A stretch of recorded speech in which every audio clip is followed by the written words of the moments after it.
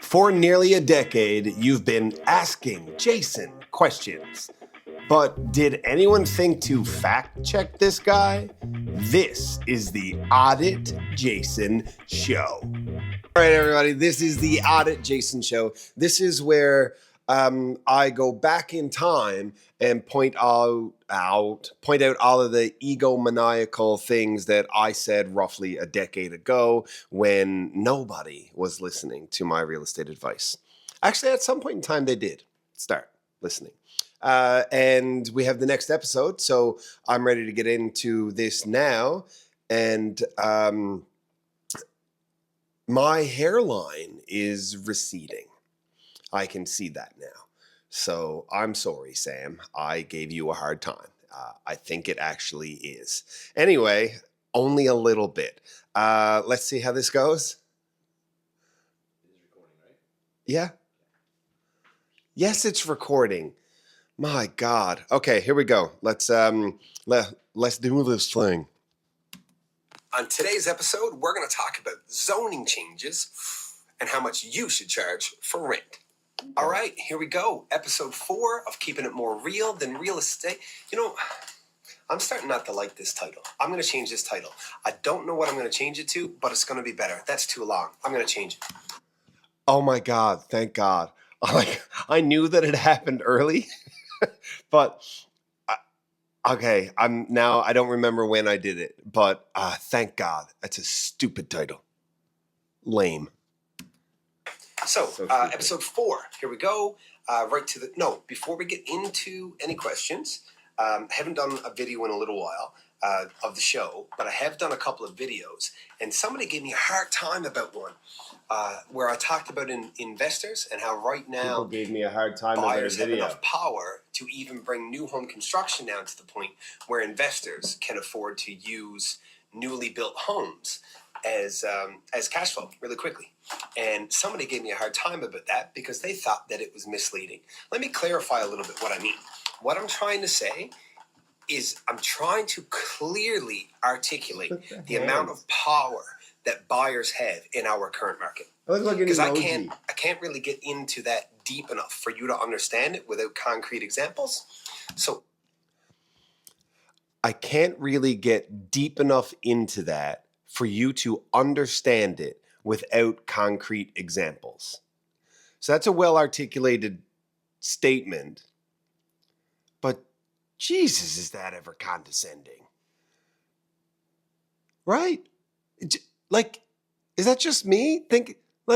Wow, what a terrible way to word that. I think what I was trying to say is, hey, some people find these economic principles more arduous to get their head around than others. A really concrete example can be more demonstrative. I did not make it any better. Maybe I'm just a really pretentious guy. Here's the reality.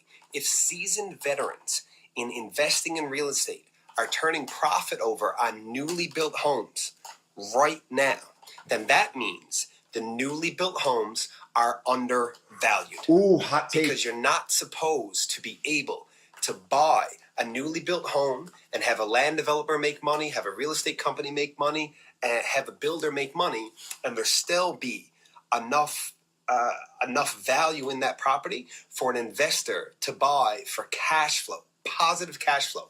The model typically does not work like that. That's why investors in their first 5 to 10 houses are often buying resale property that's in good shape, because new homes, you got the HST factor, they just should cost more money. So if an investor says that they can buy new and turn cash flow faster than if they bought resale or build, then pay attention, because there's good value. So good value right now in new homes.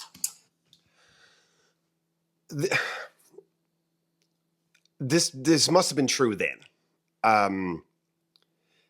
At this point in time, obviously the cost of said new home is higher than it was then. I would say roughly by $100,000. Like, which is about a 25% increase.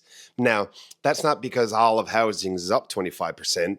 Labor is up, building materials are up, the cost of land is up, the cost of the infrastructure required to service the land inside of a municipality. Like the city of St. John's is talking about every building lot going up 70%. The next run of building lots in the city of St. John's are going to be like 200 grand. Like there's so much here. So that was probably true then. Unless that investor is buying a newly built home now with very little financing, they're not running cash flow positive.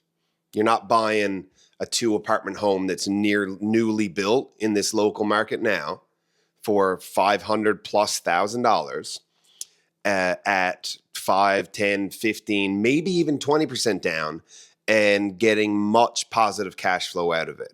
But further to that, some things this guy knows about finance that guy didn't know. Most of these guys don't want to make money off these houses because that's taxes you have to pay. So that's a whole nother thing. But I agree. If you can buy a brand new built house as opposed to something that's resale in the market and as full on investment and make cash off of it, either rents are too high in your market because that shouldn't work, or the new houses don't cost enough. That's not a sustainable model. How is renting more? How does it? Because that would mean it's more expensive to rent than it is to buy almost. And that's weird, which is also maybe true in our market here now. Anyway, that's not even one of the questions for the episode. Okay, moving on. Yeah. Okay. I had to get that straight. Somebody gave me a hard time. All right. So First question. You'll get a lot City of those. Development approvals.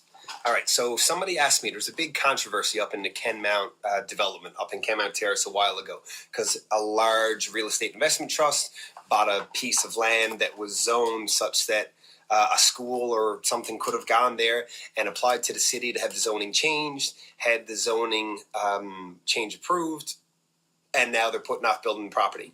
And somebody asked me, how long do they have before the zoning changes back? That doesn't exist. So here's what happens. The city of St. John's cannot approve a zoning change. The city of St. John's does a study and recommends a zoning change or recommends not to do a zoning change to the provincial government. The provincial government will change the zoning. If you then want that zoning changed back to what it was previously or to something completely different altogether, you go through the exact same application process again. So that's it. There is no clock that says it has to change. It just doesn't happen that way.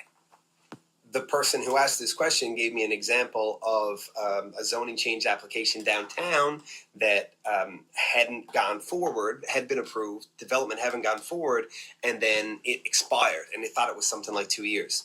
There's a difference. Approval in principle for a development. That will expire if you don't do your development. What happened up in Kenmount with Northern Property, which I think now is called Prime North maybe, is they actually had zoning changed. So Northern owns that land. The zoning is what it is. They can put an apartment building there if they so desire. But if, for instance, I own a large parcel of land, if I owned a large parcel of land and I wanted to develop it, I would get an approval in principle from whatever municipality. That approval in principle expires if I don't do what I need to do, and then I need to reapply. There could be different factors at that point in time, and I won't be successful. But zoning changes do not expire. Zoning changes endure. Another.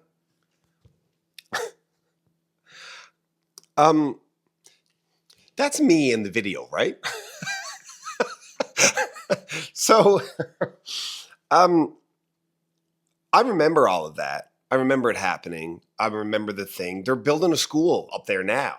So and I remember when that REIT decided not to build because the dollar per door to construct it, the and an acceptable cap rate was a capitalization rate. It's just a mathematical. It's a thing that you apply to your numbers to determine the level of risk you're willing to take as your investment. Anyway, using their constants, the math didn't work, so they didn't do it. That's what eventually happened there. I remember all of that. I don't remember knowing how that process worked between the city or the municipality and the provincial government. And so to audit what this guy is saying, I can't. I don't know. I mean, it sounds right, but I mean, I did get banged up pretty bad. I had a concussion. Like maybe this is like a part that got erased. I don't know. But I mean, it sounds right. Sorry? See, this is how you know this is authentic, because if there's no way I would get up here and make a video talking about how I don't remember knowing the thing that I knew back then. So one of two things happened. Either I forgot it or I Googled it right before I filmed that and I never actually knew it. It was just like cramming before the exam. So whichever one, I mean, Audit Jason. Yeah. I mean, it sounds right. Moving on. Came from Facebook, whereby somebody asked me, what is a realtor's responsibility and what is a purchaser's responsibility when going through purchasing a property? Here's the short answer to that for me. I don't think anything is the purchaser's responsibility. Realtors are professionals. If you're a realtor, that means you're a member of the Canadian Real Estate Association. Yeah. And it means that you are bound by a code of ethics. You have a regulatory and fiduciary duty to your client, and you carry errors and omissions insurance. Very true. So that means that it's all you. So if you're a realtor and you're watching this, just keep that in mind. It's all you. So making sure your client's got insurance in place, making sure your client understands the history of the property. If a property is what's considered stigmatized, this is a hot topic. I can tell already I'm going to get flack for this. This is a hot topic. If a property is what you would call stigmatized, so if it was in the news previously for crime or something like that, like a murder, feels it's a realtor's responsibility to let their buyer know that. Yeah. So Google your address before you buy a property. Good advice. So what's the buyer's responsibility? What's the agent's responsibility? If you're asking that question, you don't have the right agent, because your agent it's all of them. It's all. Okay. I want to verify that I took that the way that everybody else would take it. Director Joe, did I just say that if as a buyer you're wondering what your responsibility is, that you don't have a good enough realtor? Is that what I just said? The essence, the motivation behind that statement, I think, is true.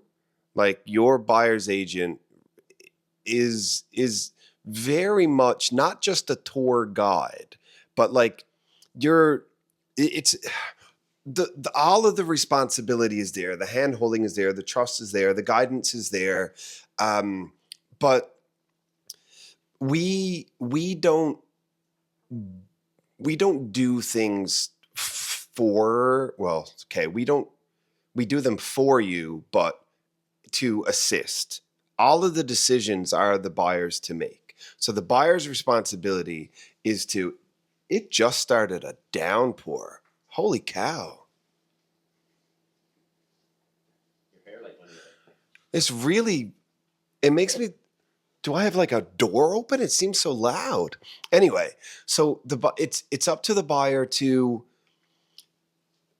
make the decisions about what is important to them. And we can suss that out by finding out what problems they are trying to solve by whatever this real estate process is. So if you need to sell your house and buy another house, you have solutions that you need. You're trying to solve housing concerns. Solving those concerns accomplishes all of your goals.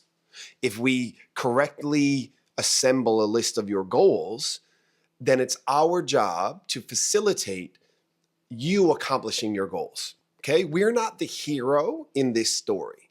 If this is a movie, okay, we're not Harry Potter. We're Dumbledore. You're Harry Potter. You're the hero of your story. We're the guy that the hero leans on for the assistance. Right? Like we're not the hero. So I meant what I tried to say. And what I tried to say is still real. But I didn't say it properly. So that would have been misleading and likely irritating to lots of pretty good buyer's agents. But little does he know, that's not the first or last time. I'm the professionals, all of it. If I was hiring a doctor to do a heart surgery, what part is my responsibility? Nothing. I show up. My job was hiring him. Yeah, not so. We're not doctors. Last question. I like this one. This one's fun because I've done this for a long time. I used to work for a real estate investment trust. Holy shit, it's raining. Can you hear it?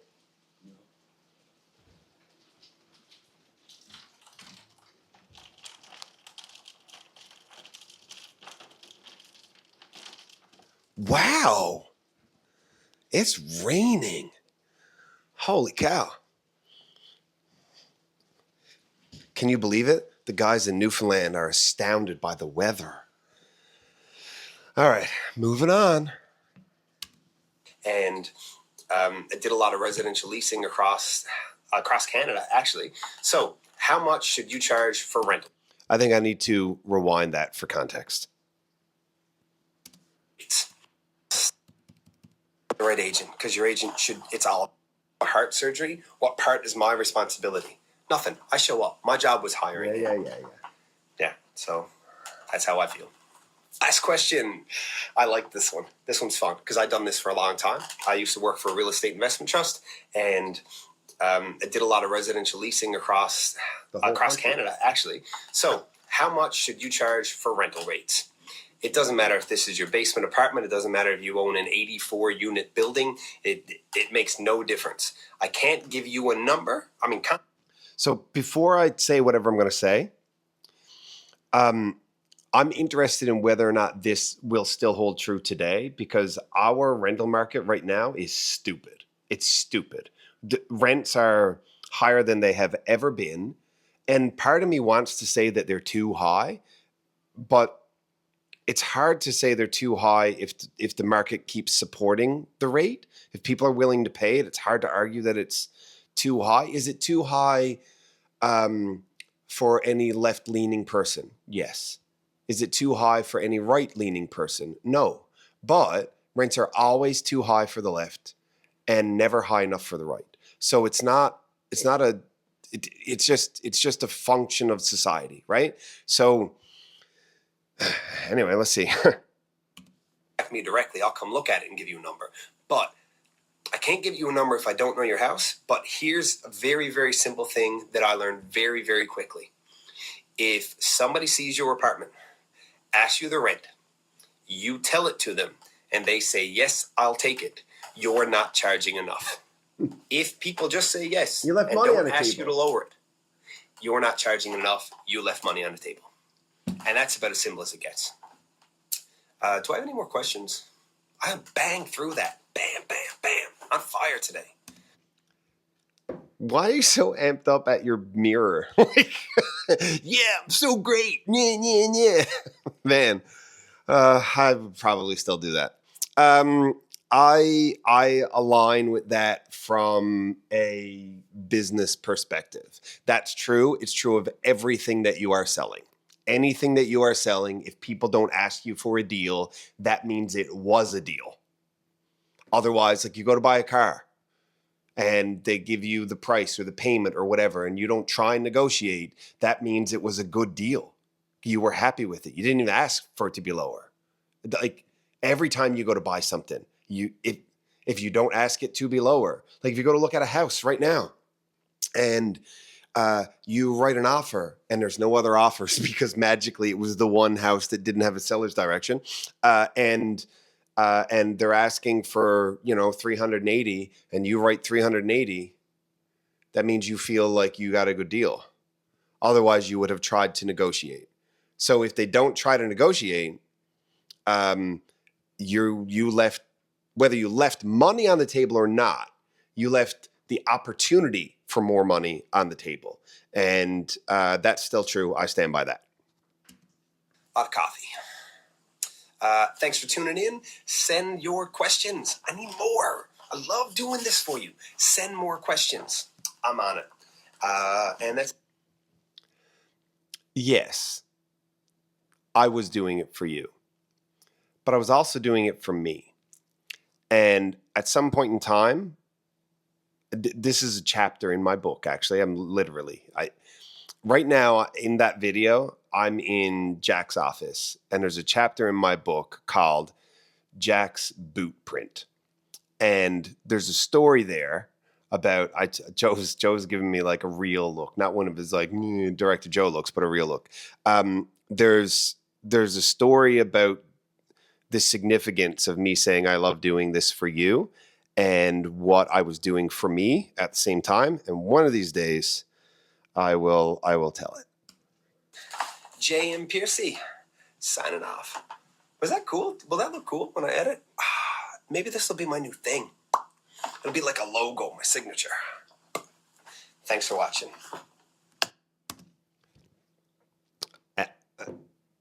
It doesn't matter what I say to that.